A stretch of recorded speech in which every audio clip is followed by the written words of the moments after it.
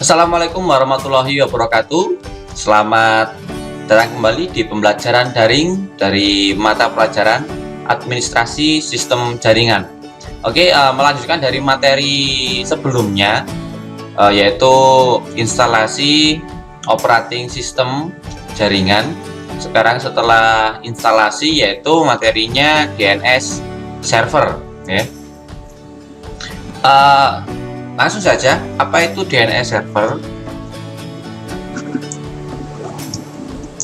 DNS merupakan sistem yang berbentuk database terdistribusi yang akan memetakan mengkonversikan nama host mesin domain ke alamat IP dan sebaliknya dari alamat IP ke nama. Contoh saja penggunanya seperti ini.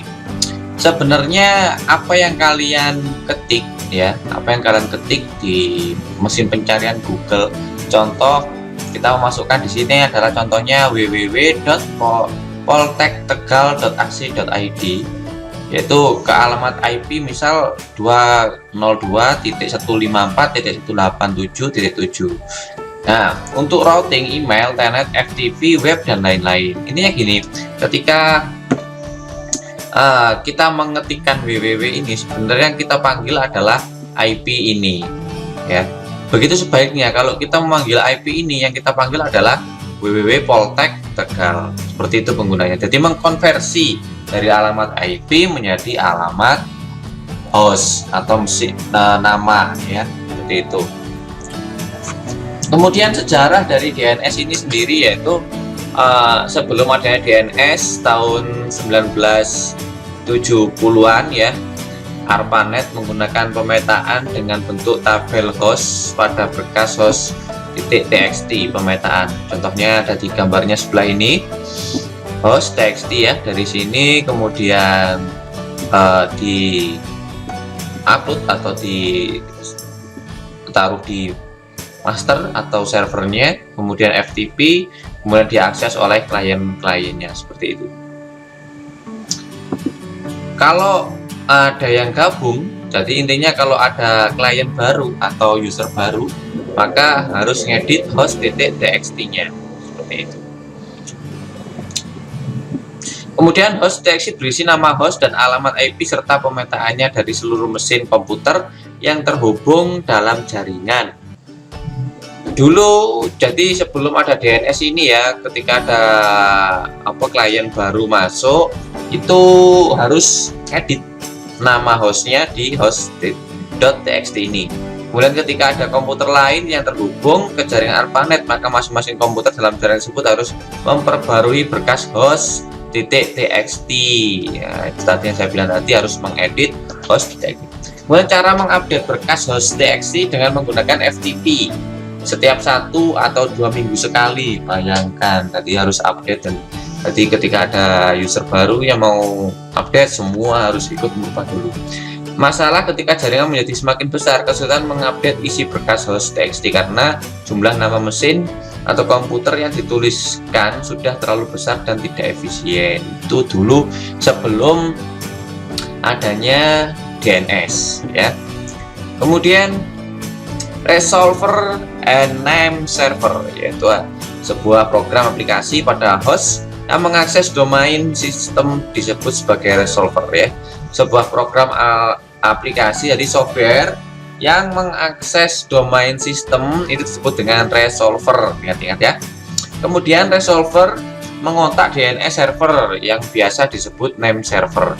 Resolver ini, ya, program ini kemudian menghubungi DNS server yang disebut dengan name server. Kemudian DNS server mengembalikan IP address ke resolver yang meneruskan ke aplikasi yang membutuhkan IP address.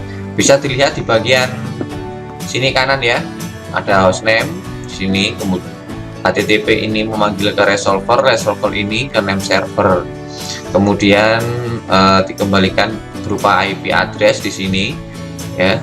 Kemudian ini berupa IP address, sebenarnya IP ini, tapi nanti sama DNS servernya nanti diterjemahkan di neon TCP/IP lab edu, seperti itu.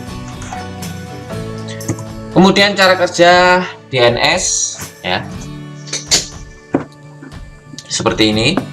Saat user request suatu alamat, misal www.facebook.com ya, dari host pribadi oman.com atau IP ini, maka host tersebut akan menanyakan pada name server lokal untuk mencari di manakah www.facebook.com berada. Kemudian dari host tersebut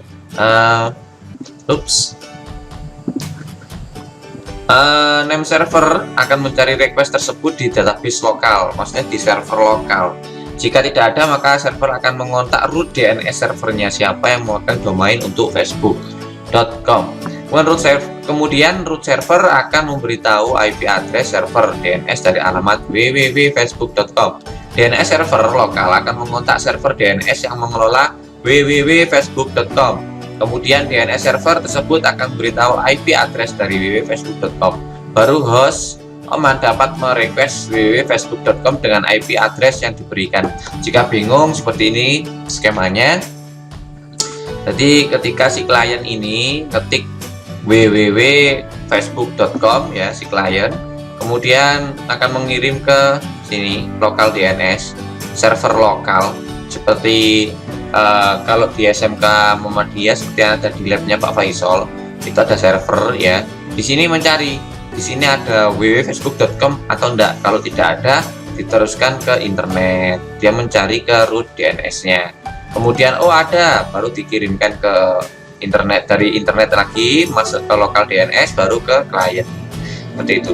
Jika sudah pernah melalui lokal DNS, maka tidak, ketika klien memanggil alamat yang sama, maka tidak perlu memanggil ke root DNS, cukup di lokal DNS saja sudah cukup.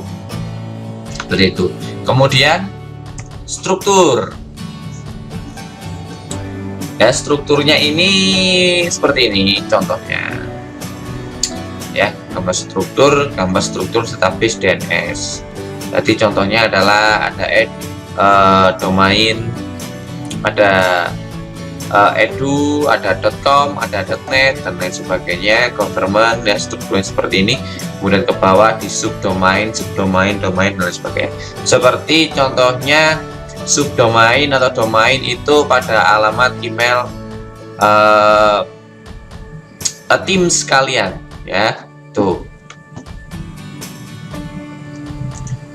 Kemudian struktur dari DNS sebenarnya adalah ada root level domain, kemudian ditentukan berdasarkan tingkat kemampuan yang ada di struktur hierarki yang disebut dengan level. Level paling atas hierarki disebut dengan root domain. Ingat ya bahwa struktur hierarki dari DNS ini ada disebut dengan level, dan level paling atas di hierarki tersebut yaitu root domain. Yang menyediakan contoh root domain itu adalah Google, server Google-nya. Top level domain atau TLD ya, kemudian bawahnya lagi ada second level domain, contohnya itu training yadipur.com dan sebagainya. Kemudian ada hostname. Top level domain, oke, kita bahas satu-satu ya. Domain generik, jadi ada .com, .net, .gov, .mil, .org, education, in, kemudian ada SCH ya. Kalau com itu komersial umum, net itu net umum juga, government perusahaan, mil militer, org organisasi, education, in itu integer ya, sendiri pribadi. Kemudian ada SCH kayak SMK Muhammadiyah itu ya, itu sekolah, school. Selain 7 domain di atas, ada lagi 7 domain baru dari ICANN ya, ada Aero, ada Biscope, Info, kemudian Museum Name, kemudian Pro. Kemudian ada domain negara, contoh ID untuk Indonesia, AU untuk Australia, UK untuk Inggris dan lain-lain. Domain negara ini dapat dan umumnya diturunkan lagi ke level-level di bawahnya yang diatur oleh NIC dari masing-masing negara. Untuk Indonesia yaitu ID NIC, contoh level bawah dari ID yaitu Med ID, Go ID, kemudian Web ID, itu tuh. Kemudian domain ARPA merupakan domain untuk jaringan ARPANET Tiap domain yang tergabung ke internet berhak memiliki namespace in EDDR ARPA sesuai dengan alamat IP-nya. Penggunaan DNS itu memiliki beberapa keuntungan ya, sebenarnya mudah. Yang pertama, DNS sangat mudah karena user tidak lagi direpotkan untuk mengingat IP address sebuah komputer, cukup hostname atau nama komputernya. Kemudian konsisten, IP address sebuah komputer bisa berubah tapi hostname tidak berubah, seperti itu. Kemudian sederhana, yaitu user hanya menggunakan satu nama domain untuk dicari baik di internet maupun di intranet. Jadi kalau contoh paling simpel saja google.com, walaupun IP tiap lainnya berubah-ubah, itu tetap bisa dipanggil google.com.